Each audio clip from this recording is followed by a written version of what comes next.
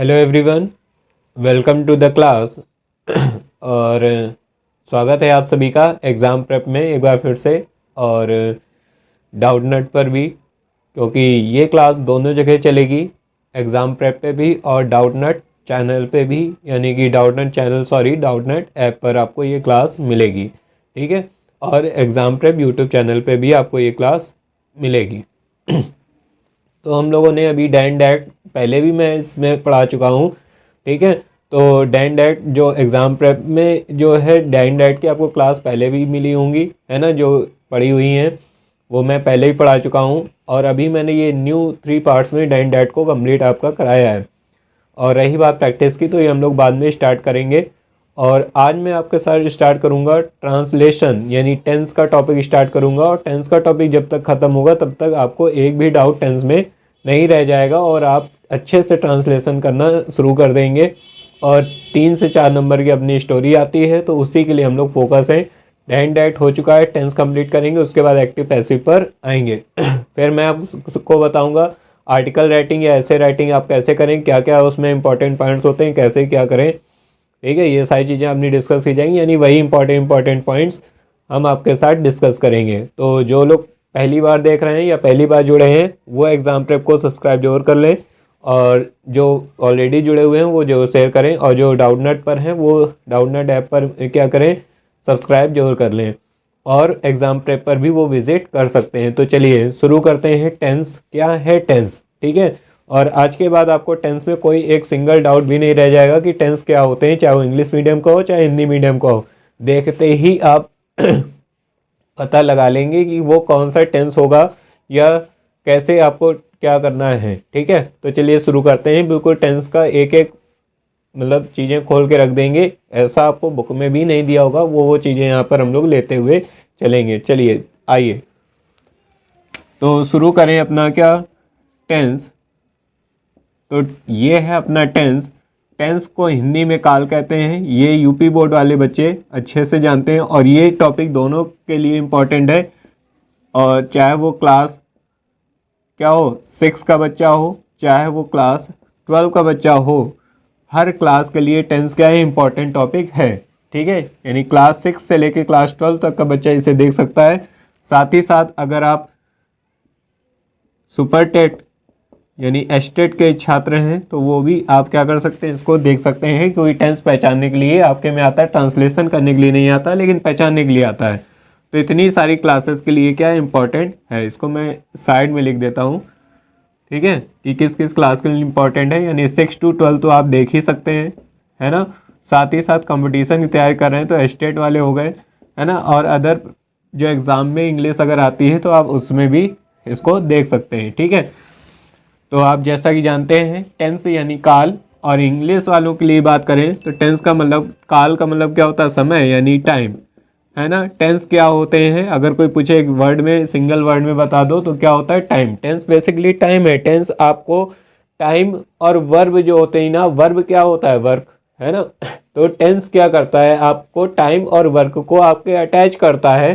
ठीक है, यानी टाइम को वर्क से जोड़ता है कि वो वर्क कब हुआ है, पहले हो चुका हुआ था पास्ट में, कि अभी वो वर्क अभी हुआ है या हो रहा है। ठीक है, या हो चुका है, या फ्यूचर में वो वर्क होगा या हो रहा होगा। ठीक है, इस टाइप के आपको, यानी वर्क के का आपको समय बताता है। ठीक है, वो क्या है, टेंस। तो इतनी बात आप समझ गए होंगे। फिर आपने देखा होगा कि मैं यहाँ से आपको इधर लेके चलता हूँ। जैसे मान लीजिए मैंने लिखा, है ना, मैंने लिखा टेंस। ठीक, अब टेंस आपके 3 टाइप के होंगे। ठीक है, आप जानते ही हैं, ये सबको पता है कि टेंस क्या होते हैं। There are 3 types of tense. और आपने बुक में लिखा देखा होगा, सबसे पहले प्रेजेंट टेंस, लेकिन मैं आपको सबसे पहले पास्ट टेंस लिखाऊंगा। इसका रीज़न भी है। फर्स्ट होगा पास्ट टेंस, सेकेंड होगा क्या, प्रेजेंट टेंस, है ना। बेसिक एक एक चीज़ हम लोग देखते चलेंगे। पास्ट टेंस, प्रेजेंट टेंस, और लास्ट में वही आपका छोले भटूरे यानी फुटूरे यानी कि फ्यूचर टेंस। ठीक है, चलिए past tense, second present tense, और थर्ड क्या है आपका, फ्यूचर टेंस। देखिए मैंने पहले पास्ट क्यों लिखा है, अगर आप कोई काम कर रहे हैं तो आप अपने वर्क को पास्ट से आज रिलेट कर रहे हैं और आज से कल को रिलेट करेंगे। यानी अगर आप ध्यान से देखें तो पास्ट और फ्यूचर के बीच में आ रहा है प्रेजेंट। ठीक है, पास्ट और फ्यूचर के बीच में क्या आ रहा है, प्रेजेंट। क्या आप पहले प्रेजेंट फिर पास्ट में फिर फ्यूचर में जाएंगे, नहीं, पास्ट प्रेजेंट से पास्ट और फ्यूचर की तरफ चलेंगे। इसीलिए मैंने क्या किया है, प्रेजेंट टेंस को बीच में रखा है। इसको आप हिंदी में जानते हैं क्या बोलते हैं, भूतकाल। हिंदी बताता चलूँ, कुछ लोग को हिंदी का बहुत दर्द है, ठीक है। और ये क्या है, वर्तमान काल, है ना। लेकिन आप इंग्लिश को इंग्लिश में ही समझे, ज़्यादा अच्छा होगा, ठीक है। और ये क्या है, भविष्य काल, ठीक है। इतनी बात आपको समझ में आ गई होगी। अब इनके भी 4 प्रकार होते हैं, इन सभी के 4, ठीक है। इन सभी के 4 कैसे होंगे, जैसे सबका क्या होता है, इंडेफिनिट, है ना, कॉमन होते हैं, जो कि मैं यहाँ पे साइड में लिख रहा हूँ। एक एक करके भी सबको डिस्कस करना है। इंडेफिनिट टेंस, ठीक है। उसके बाद कॉन्टिन्यूअस, और टेंस आप अच्छे से अगर समझ गए तो आप इससे 4 टॉपिक कवर करेंगे। डैन डाइट अभी आपने पढ़ा है ना, डैन डाइट में भी फायदा करता है, एक्टिव पैसिव में भी, ट्रांसलेशन में तो है ही, और साथ साथ वर्ब चैप्टर में भी। तो इंडेफिनिट टेंस, कंटिन्यूअस टेंस, है ना, परफेक्ट हो गया, और नेक्स्ट आपका क्या हो जाएगा, परफेक्ट कॉन्टिन्यूअस टेंस, ठीक है।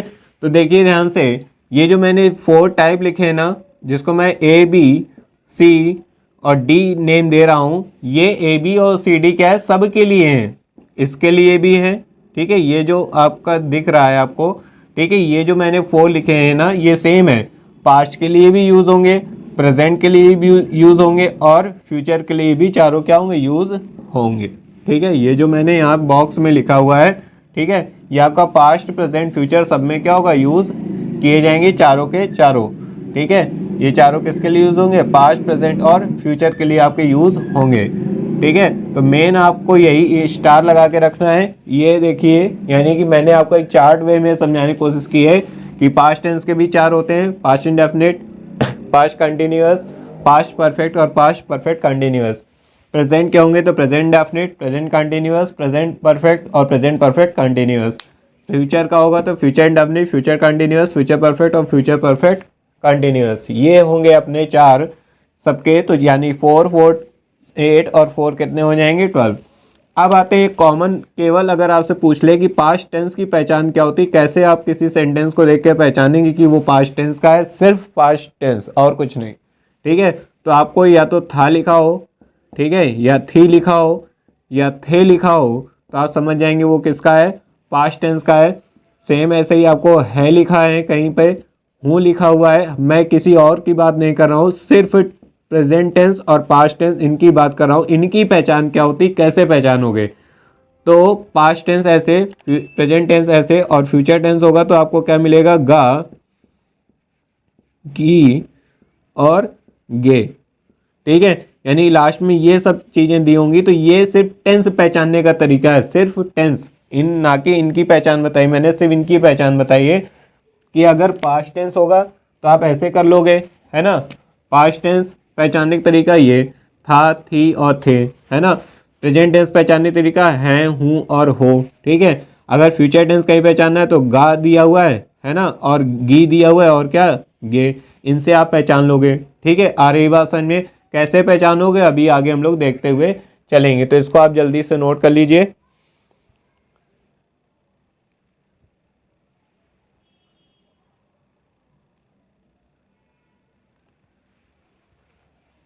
चलिए, तो इसके आगे चलते हैं हम लोग। अब मैं आपका 1 बाय 1 स्टार्ट करूंगा। प्रेजेंट इंडेफिनिट से शुरू होगा और लास्ट अपना फ्यूचर परफेक्ट कंटिन्यूअस पे ख़त्म होगा। एक पार्ट पे तो इसको सारा कराना पॉसिबल नहीं है, ठीक है। इतनी बात आपको समझ में आ गई होगी। चलिए आगे अपना जो दिया हुआ है आगे चलते हैं। और फर्स्ट प्रेजेंट टेंस, अभी मैं प्रेजेंट टेंस शुरू कर रहा हूँ, ध्यान रखिएगा, प्रेजेंट टेंस के अंदर नहीं आया हूँ, अभी प्रेजेंट टेंस में हूँ और मैं आपको एक एक चीज़ समझाऊंगा ताकि आपको स्टोरी से कुछ भी छूटने ना पाए। तो प्रेजेंट इंडेफिनिट नहीं, मैंने शुरू किया है प्रेजेंट टेंस। आप कहेंगे ये क्या होता है, प्रेजेंट टेंस तो कभी आपको नहीं पढ़ाया गया होगा, है ना। तो प्रेजेंट टेंस क्या है, तो जिन वाक्यों के अंत में, क्रिया के अंत में नहीं, जिन वाक्यों के अंत में, है ना, जिन वाक्यों के क्या पहचान में अंतर होता है, ठीक है, जिन वाक्यों के अंत में क्या हो जाएगा, है, हूँ और हो, ठीक है हूँ हो, ठीक है, दिया हो, ठीक है, जिन वाक्यों के अंत में है, हूँ, हो, दिया हो, तो वो प्रेजेंट टेंस के वाक्य होंगे, ठीक है। आर्य भाषण में तो आपका प्रेजेंट डेफिनेट भी प्रेजेंट टेंस बोला जाएगा, प्रेजेंट कंटिन्यूअस भी प्रेजेंट टेंस बोला जाएगा, प्रेजेंट परफेक्ट भी प्रेजेंट टेंस बोला जाएगा और प्रेजेंट परफेक्ट कंटिन्यूअस भी प्रेजेंट टेंस बोला जाएगा। लेकिन वो सारी चीज़ें present tense, present definite present tense नहीं बन सकता है, ठीक है, प्रेजेंट डेफिनेट प्रेजेंट टेंस बन जाएगा लेकिन प्रेजेंट टेंस प्रेजेंट डेफिनेट नहीं बन सकता है, ध्यान रखिएगा, ठीक है। तो चलिए, सबसे पहला इसमें भी सभी में देखिए आपको 4 तरीके के बनाने सिखाए जाएंगे, अफर्मेटिव, निगेटिव, इंटेरोगेटिव का फर्स्ट और सेकंड टाइप। एक्सक्लेमेटरी और इम्परेटिव का भी बनता है, ऐसा नहीं उसका नहीं बनता है, लेकिन उसका कोई फिक्स सिंटैक्स आपको नहीं बना के दिखाया जा सकता, इसलिए वो पॉसिबल नहीं होता, ठीक है। तो देखिए, सबसे पहले हम लोग बात करेंगे किसकी, अफर्मेटिव। अभी मैं आपको फिर से बता दूं कि मैं अभी आपको सिर्फ क्या पढ़ा रहा हूँ, प्रेजेंट टेंस। तो अफर्मेटिव सेंटेंस, क्योंकि आपके स्टोरी में जब कोई बीच में सेंटेंस ऐसा आ जाता है जिसमें आपको क्रिया नहीं दी होती है, तो आप उन्हीं में से किसी से निपटा देते हैं उसे और वहीं पे आपकी स्टोरी क्या हो जाती है, गलत, है ना। तो इसलिए ये बिल्कुल इंपॉर्टेंट है। तो अफर्मेटिव सेंटेंस का देखिए, इसका रूल क्या होगा इसका रूल, आपको सब्जेक्ट दिया होगा, ठीक है, उसके साथ आपको इज, एम और आर का यूज़ करना है और प्लस क्या हो जाएगा यहाँ पे, ऑब्जेक्ट हो जाएगा, क्या आ जाएगा, ऑब्जेक्ट। यहाँ पे मैं बता दूँ कि जब सिर्फ आप पास्ट टेंस, प्रेजेंट टेंस और फ्यूचर टेंस की बात करेंगे तो वहाँ वर्ब नहीं होगी, जब आप उनके पार्ट की बात करेंगे तब वहाँ पे वर्ब आएगी। तो सब्जेक्ट हो गया, इज, एम, आर कहाँ लगता है आपको पता होना चाहिए, इज सिंगुलर सब्जेक्ट के साथ यानी ही, सी, इट इनके साथ लग जाएगा, एम आई के साथ लगता है और आर किसके साथ लगता है, यू, वी, दे के साथ, इनके साथ आर लग जाएगा। लेकिन यहाँ पर इज एम आर मैं आपको बता दूँ, यहाँ is am are helping verb नहीं है, यहाँ इज एम आर क्या है, ये क्या है, यहाँ पे हेल्पिंग वर्ब नहीं है, ये एक लिंकिंग वर्ब की तरह कार्य करेंगे, ठीक है। आर्यभाषण में ये एक लिंकिंग वर्ब है, हेल्पिंग वर्ब नहीं है। हेल्पिंग वर्ब तब कही जाएगी इसको जब इसके साथ एक मेन वर्ब होगी और यहाँ मेन वर्ब नहीं है। चलिए एग्जाम्पल लेते हैं। अगर मैंने बोला रमेश, ठीक है, आपके सामने ऐसे ही आ गया, रमेश डॉक्टर है, और अब आप यहाँ क्या करेंगे, आपने तो रट रखा है कि मतलब वाक्य की क्रिया के अंत में ऐसा ऐसा होना चाहिए, यहाँ तो क्रिया ही नहीं है ना। तो आप कैसे समझेंगे, है दिया है ना, यानी प्रेजेंट टेंस है, प्रेजेंट टेंस का भी आपके पास सिंटैक्स है। क्या सिंटैक्स है कि सबसे पहले आपको देखना है सब्जेक्ट, उसके बाद देखना है इज एम आर में से कुछ और उसके बाद देखना है क्या, ऑब्जेक्ट, ठीक है, सब्जेक्ट, इज एम आर और उसके बाद ऑब्जेक्ट, ठीक। तो देखिए रमेश यानी पहले सब्जेक्ट, सब्जेक्ट क्या है, रमेश, तो आपने लिखा क्या, रमेश, ठीक है। उसके बाद इज एम आर में से क्या लगेगा, यहाँ पे इज, नेम के साथ सिंगुलर है इसलिए इज। उसके बाद देखिए ऑब्जेक्ट क्या है, डॉक्टर, और प्लीज़ अपनी तरफ से ए और एन मत लगा दीजिएगा कि रमेश इज अ डॉक्टर, आप अपने मन से लिख दो, नहीं, जो वो डिमांड की जा रही है आप वही लिखेंगे, रमेश डॉक्टर है यानी रमेश इज डॉक्टर, खत्म, है ना। ए और वगैरह अपनी तरफ से मत लगाएं, ठीक है। तो यहाँ देखिए वर्ब नहीं है, फिर भी इसका ट्रांसलेशन आपने किया कि नहीं किया, है ना, रमेश इज अ डॉक्टर, है ना। आर्यभाषण में अगर बोला जाए कि क्या, अगर आपसे कह दी जाए कि क्या स्वामी विवेकानंद क्या थे, एक अच्छे विचारक थे, है ना, तो आप उसको कैसे बनाओगे, तो वहाँ तो कोई वर्ब नहीं दी है ना। तो जब बिना वर्ब के भी सेंटेंस का ट्रांसलेशन किया जा सकता है, इसलिए ये तरीका भी मैंने बताया। तो बीच बीच में ऐसे छोटे सेंटेंस आ जाते हैं और वहीं आप क्या कर देते हो, गलती, है ना, ठीक है। तो ये हो गया। अब अगर यही बात की जाए किसकी, निगेटिव की, है ना। अफर्मेटिव आप नोट कर लें। चलिए यहीं पे बात अगर कर दी जाए किसकी, निगेटिव की, तो क्या क्या चीज़ें बदलेंगी। देखिए अब उसका सिंटैक्स आप नोट कर लीजिए। अभी हम लोग आज प्रेजेंट टेंस ख़त्म करेंगे और आज प्रेजेंट टेंस ख़त्म करने के बाद कल से प्रेजेंट डेफिनिट चालू करेंगे, ठीक है। आ रही बात समझ में। तो अब देखिए इसी का निगेटिव, किसका, प्रेजेंट टेंस का निगेटिव, ठीक है, बिल्कुल बेसिक से एक एक चीज़। तो यहाँ पर देखिए इसका रूल क्या हो जाएगा, है ना। ये रूल बहुत इंपॉर्टेंट है। सबसे पहले क्या आएगा, सब्जेक्ट आ जाएगा, फिर यहाँ पर क्या होगा, इज, एम, और क्या आएगा, आर आएगा। फिर उसके बाद आप क्या लगाएंगे, नॉट लगाएंगे, और उसके बाद क्या आ जाएगा, ऑब्जेक्ट आ जाएगा। क्या आ जाएगा, ऑब्जेक्ट। ये हो गया आपका क्या, निगेटिव का रूल। रूल आप अच्छे से नोट करते चलिएगा, ठीक है।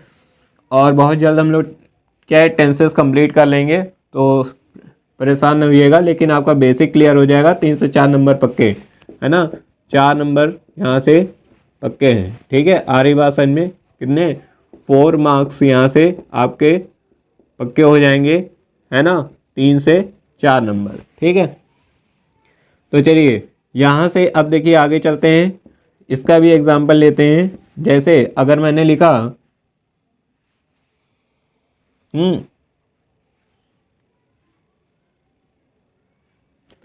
जैसे हमने लिखा कि लड़के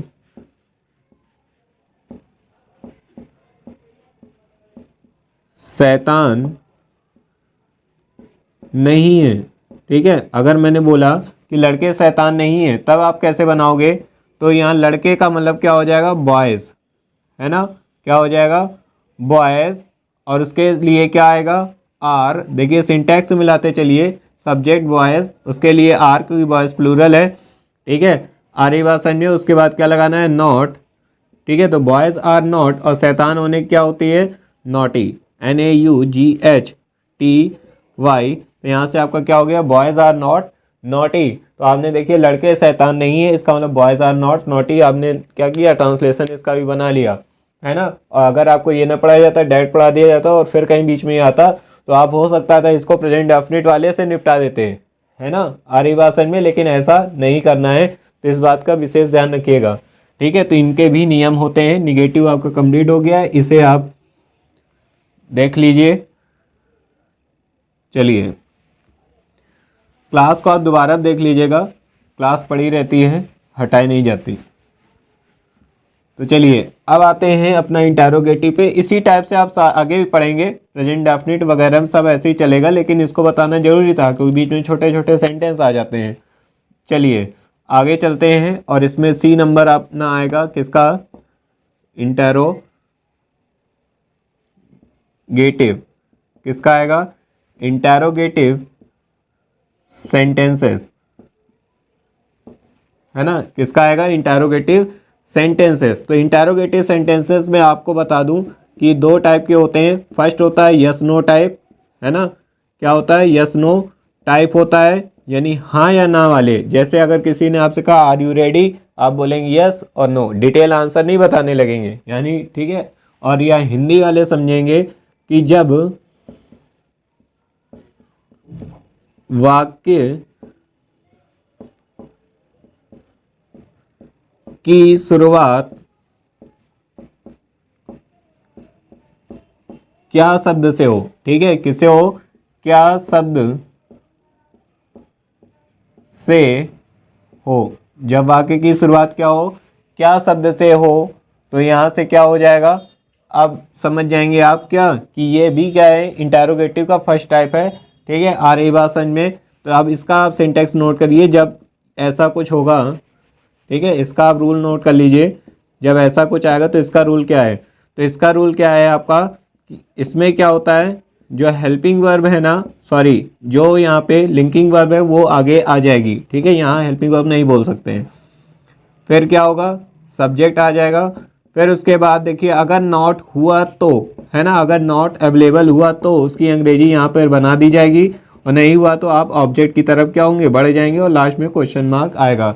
ये आपका हो गया इसका क्या रूल, है ना, कि इज एम आर। उसके बाद यानी एक जो मेन लिंकिंग वर्ब या हेल्पिंग वर्ब जो भी आपके सिंटैक्स में होगी, तो एक बात कॉमन ध्यान रखिए कि इंटेरोगेटिव में वो जो हेल्पिंग वर्ब या लिंकिंग वर्ब होती वो आगे आ जाती है। फिर सब्जेक्ट नॉट होगा तो ऑब्जेक्ट, और उसके बाद क्वेश्चन मार्क की तरफ बढ़ जाएंगे। तो हम लोग प्रेजेंट टेंस में ही हैं अभी, ध्यान रखिएगा, ठीक है। अभी प्रेजेंट डेफिनेट में नहीं गए हैं, है ना। बिल्कुल आप एक विधिवत तरीके से अपनी कॉपी बना सकते हैं, और एक क्वेश्चन छूट जाए तो कमेंट बॉक्स में मैसेज कर दीजिएगा, ठीक है, कि हाँ मुझसे ये नहीं हो पाया। ठीक, तो आप देखिए यहाँ पे क्या एग्जाम्पल देखिए यहाँ पे क्या हो जाएगा। जैसे मैंने लिखा, क्या वह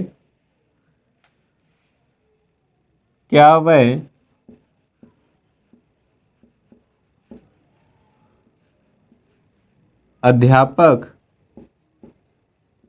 है? क्या वह अध्यापक है? देखिए बिल्कुल सिंपल से, ऐसे आपकी इंग्लिश स्पीकिंग भी आ जाएगी।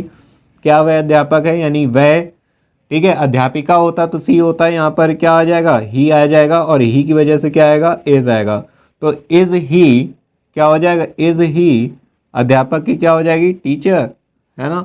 तो देखिए कितने इजी तरीके से आपने बोल दिया। जैसे आपको हिंदी में कैसे बोलना है, क्या वो अध्यापक है या क्या वो ऐसा है, तो आपने इंग्लिश में जब बोल दिया क्या वह अध्यापक है, इज ही टीचर। कितना इजी वे में आपने क्या किया, उसको क्लासीफाई कर दिया, ठीक है। चलिए इसको आप नोट कर लीजिए। फिर हम लोग इंटेरोगेटिव के लास्ट टाइप की तरफ बढ़ते हैं।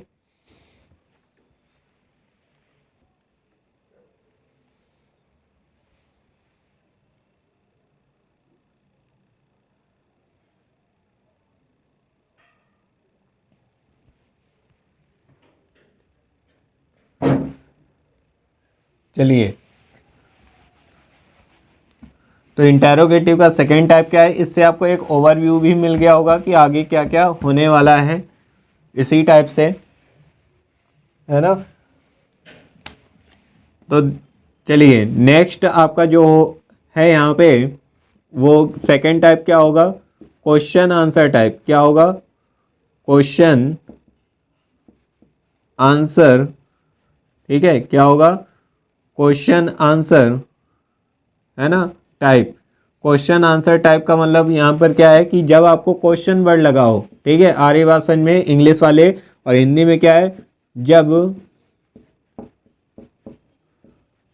वाक्य के बीच में क्या आ जाए, क्या, क्यों, कैसे, कहाँ, कब, ठीक है। क्या, क्यों, कैसे, कहाँ, कब इत्यादि, ठीक है, इत्यादि दिया हो तो आप उसे क्या बोलोगे, वो क्वेश्चन आंसर टाइप है। और उसमें क्या रूल लगेगा, देखिए उसका रूल क्या होगा कि आप उस क्वेश्चन वर्ड की, आप उस क्या क्वेश्चन वर्ड जो होगा बीच में, उसकी अंग्रेजी सबसे क्या होंगे, पहले बनाएंगे। फिर उसके बाद क्या आ जाएगा, इज, एम, और क्या आ जाएगा, इज, एम, और क्या आ जाएगा, आर आ जाएगा। फिर उसके बाद क्या आएगा, सब्जेक्ट आएगा, है ना। ये सिंटैक्स याद होने बहुत ज़रूरी है ना, इससे आपकी बहुत सारी चीज़ें आसान हो जाएंगी। फिर नॉट अगर हुआ तो आएगा, और फिर उसके बाद क्या आ जाएगा, यहाँ पे ऑब्जेक्ट आ जाएगा, और लास्ट में क्वेश्चन मार्क आ जाएगा। ये तो बात हो गई इसके सिंटैक्स की। अब बात करते हैं इसके एग्जाम्पल की, ठीक है। इसके बाद बात करें, क्या एग्जाम्पल की बात करें, तो अगर कह दें कोई कि मैं